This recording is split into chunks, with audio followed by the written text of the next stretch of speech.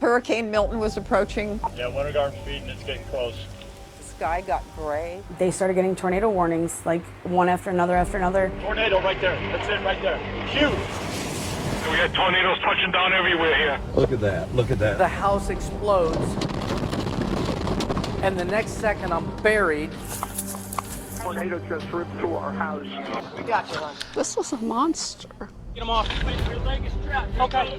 Try and lift this up. We've confirmed multiple fatalities from this neighborhood. We got an injured over there. We need rescue over there. Somebody in here. I was literally buried up to my neck. Somebody's in here, apparently. They're going to be traumatized. Our communities are going to be traumatized. There's been days, weeks where I didn't even get out of bed. We had nothing. It's going to be okay. It's all gone. You're really on your own. You have to fend for yourself. There's a sense of safety that's not there anymore. So you're okay. I had nothing. I had people take me in. I would have never imagined being here celebrating his birthday at a gravestone. We're all trying to rebuild, but you can't prepare for a tornado. We can survive a lot more than we think we can. We've all got it in us to survive.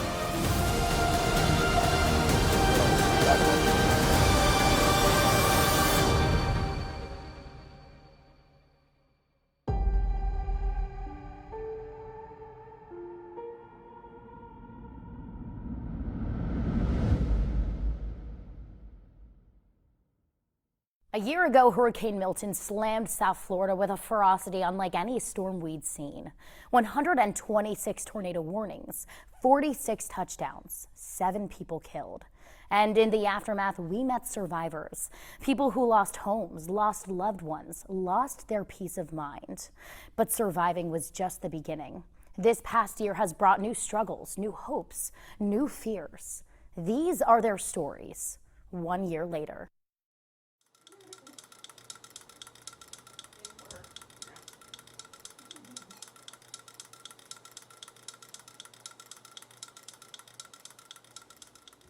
Okay. Get everything ready. Peanut butter, banana sandwiches. Open face. So we can see the bananas. I'm slicing. Nobody knows how I do this perfectly every time. Even me. So the toast pops up. We're good. Here we go. I got to tell you, hotel motel living, it's good for a night or two, but you know, after 2 months, you really want out of the hotel. Strategically placing 9 slices of banana. So this is the new routine. Yeah, and in 2 weeks, we get to change it up again. My name is Catline Dalanega. Friends know me as Charlie, cross between a Chevy and a Harley. My husband is John Alberigi III. Don't forget the third. We're sitting at a rental property I have been in for, this is month 6. After the tornado, almost a year ago. It'll be a year in October 9th. And I have memories of this entire year, and I'm hoping someday they'll go away, but they're still quite fresh in my memory, the trauma.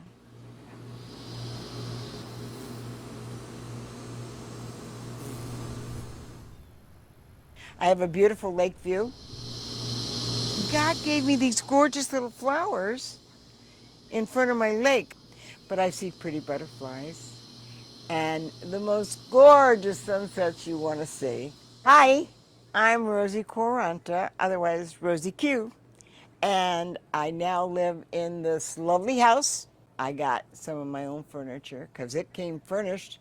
And you know how that could be. Kind of a far cry from where you stood a year ago, huh? Far isn't the word for it. Is this good? Better? Hi, my name is George Pistillo, and I'm in my newly rebuilt home. Time has flown by, and we're looking forward to celebrating our 1-year anniversary because that day we escaped death, myself, my wife, and my dog. It's a flurry of emotions.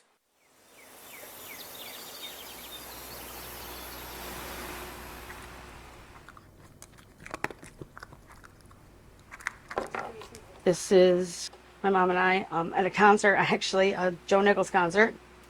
This one in the middle is my favorite because it's the only selfie my mom ever took. This is my mom's 12th grade graduation photo. That's always been one of my favorites.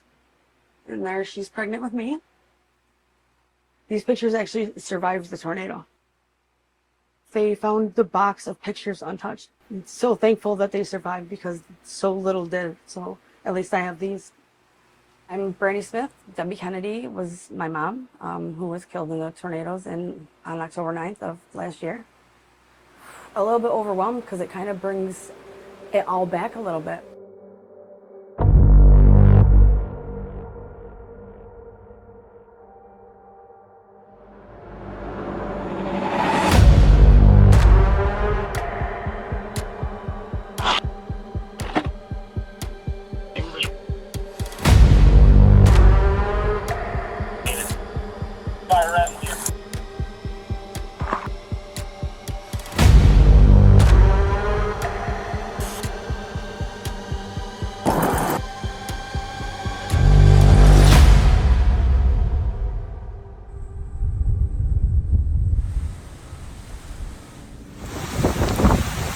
As Hurricane Milton was approaching the west coast of Florida, Look at that. Look at that. Look at that.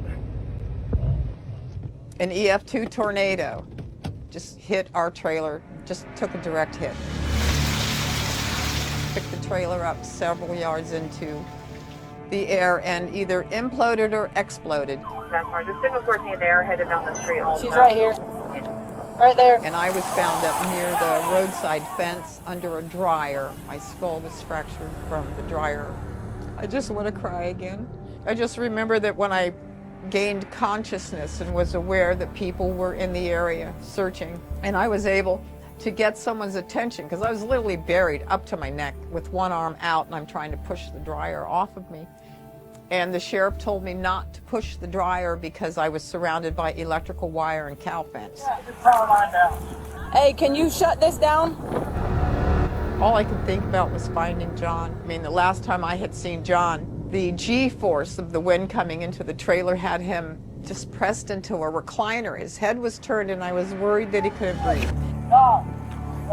John was buried in the cow field to the north of the property, just buried in the muck with facial bones were all broken. All his ribs were broken, left arm, left shoulder.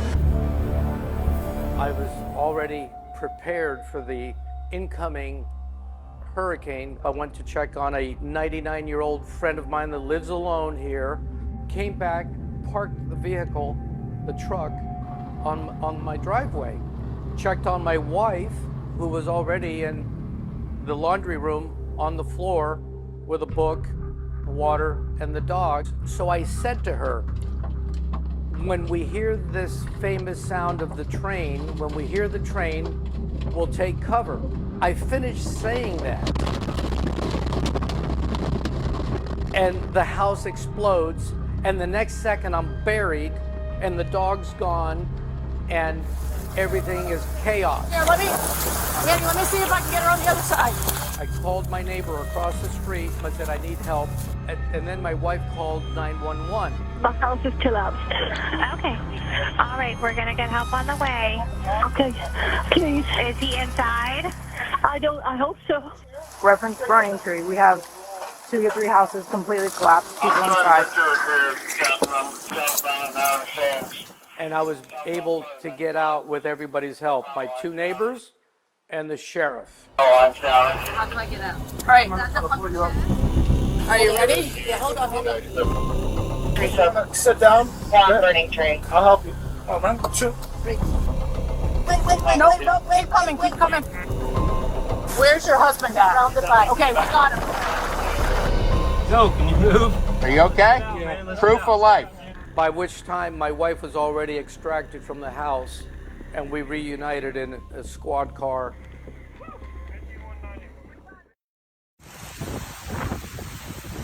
I had this little windstorm, I thought.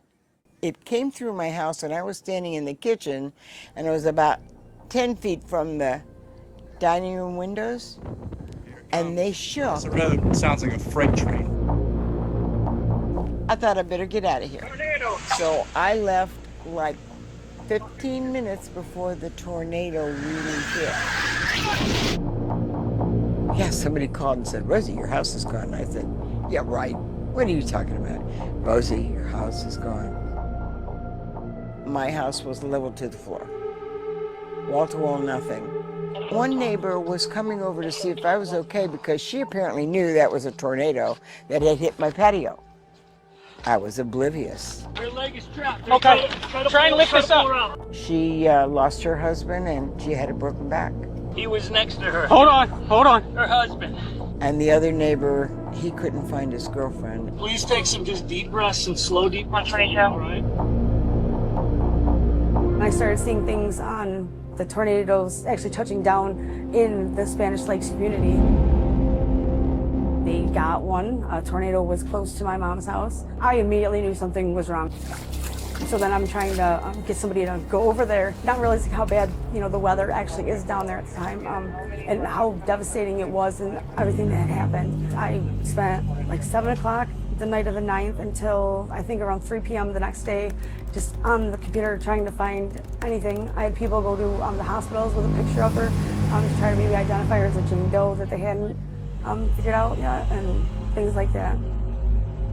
The next morning, you got a call. Yeah, about 3 o'clock in the afternoon from a detective. He had told me that they had found my mom earlier in the day, deceased. Another tornado touched down, and it either touched down right on my mom's house or next to it, but close enough to sweep the house up in it. You look straight ahead right there, man. It's up against the trees. There's nothing left to the place. And my mom, along with 5 other people, were killed because of the tornado.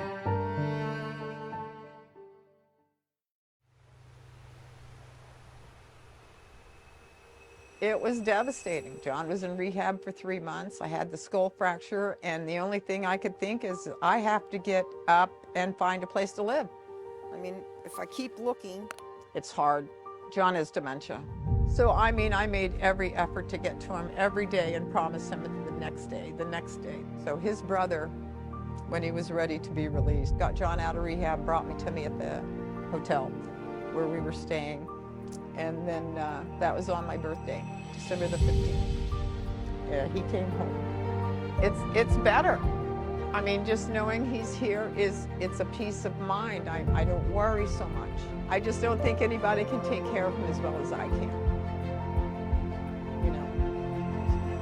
He's got my undivided attention. Certainly, I do. He's my honey bear. Got the same kind of strength I've got.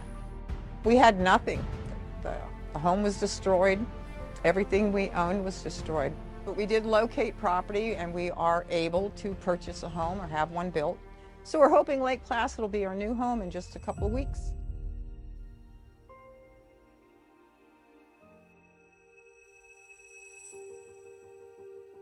There's been days, weeks where I didn't even get out of bed. I couldn't. And then there's been times where I sit and tell myself that, my mom would want me to be happy. She'd want me to be living my life. For the longest time, I couldn't even talk about her without bawling my eyes out. Your mom is there when you're born. She's there with you your entire life until she's not. So I had never lived a day before that without her. So I was trying to process how I'm supposed to do that, live without her. She got to come home. She's buried next to my dad, where she wanted to be. Me and my daughter go up there quite often and leave little gifts on their grave. And it's just nice. I just feel like I can talk to her so much easier when I'm there for some reason. I would have never imagined being here celebrating her birthday at a gravestone. So I guess I'll have to wait till next year to see if it's just as bad or if it gets any easier. I had nothing. I had people take me in. I had people give me a place to live. They went out and hunted down some clothes for me. My God. It'll be okay. My friends came and they picked up little things, and I might have about 10 Santa Clauses because I don't know what houses they came from. But they were big enough that people could find them. But they found little things, and my wedding rings were found. I couldn't believe it. They happened to be in a cellophane bag, and I think that's how the kids found them. I didn't realize a lot of things. Things came back very slowly. I think only now have I got probably most of my memory back. I guess it was a shock because I couldn't have faced it.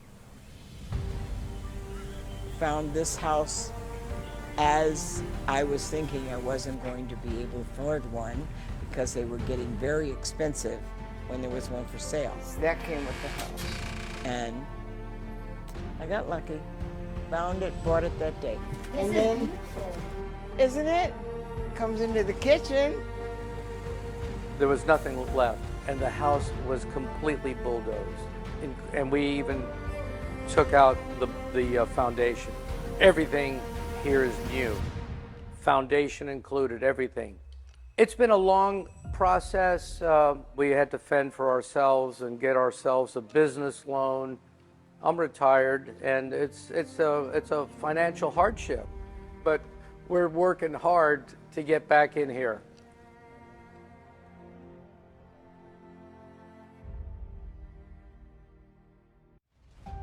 When hurricane season came in again, June, I started having anxiety attacks. If it's gonna rain, I can't drive, and I'm still trying to work through that aspect.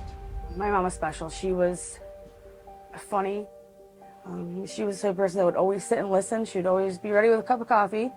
I strive to be just as good of a mom to my daughter as she was to me, and live life happy. I know that's what she would want to, is just for us to be happy. This is the happy place. You know what? You can cry all you want, you can be miserable, or you can be happy. I don't know why I'm still here. It's unbelievable how this old lady could still live, but here I am. It's amazing. I was never religious before, and after that, I go to church every Sunday. I know for a fact there was divine intervention. We were ready for hurricane. I was not ready for an EF2 tornado. Not to just come out of the sky and direct hit. That was the shock. It's not something I'll get over quickly. There's a sense of safety that's not there anymore. I won't stay in my house. When it's coming, I will get out sooner. I mean, 15 minutes is cutting it kind of close. I don't want anybody to have to pick up my pieces. You know what I mean? But I just hope more people take those warnings seriously and at least have like a plan in place. I believe that something good's got to come out of 6 people dying like that. Because if her death can at least even save one person, then it was not in vain. It did something. We're all trying to rebuild. There's still roofs that haven't been repaired. Everybody's working hard. What have I done? I've built my home stronger. I built a bunker. Oh, I'm definitely gonna have happy hours. Definitely. I don't look back. Look back is sadness. And my house is just a yard. Grass is growing there now, but there's always tomorrow. I made that a poem. My daughter, she tells me all the time how much she misses her. We lived down in Florida near my mom, so she had to spend a lot of time with her, thankfully. Keep telling her to think about those and remember her like that. And this what Rose reminds me of her a lot, because it's what we had at her funeral. I think that dealing with the grief will get easier, but I don't think it's ever going to get any easier knowing that she's not here and not coming back. But I do believe, for the emotions part, that we can survive a lot more than we think we can. Okay, you ready to lunch? Put your feet down. I really thought I had a handle on it. You know, I could take care of us. We were doing it, everything's good. And then all of a sudden, everything was nothing. There it is. You know, I'm almost afraid to hope for better. Every time I see that light at the end of the tunnel, I worry that it might be a freight train. Of course, we could get another tornado tomorrow. That would be the freight train. Another storm before we can get out of here.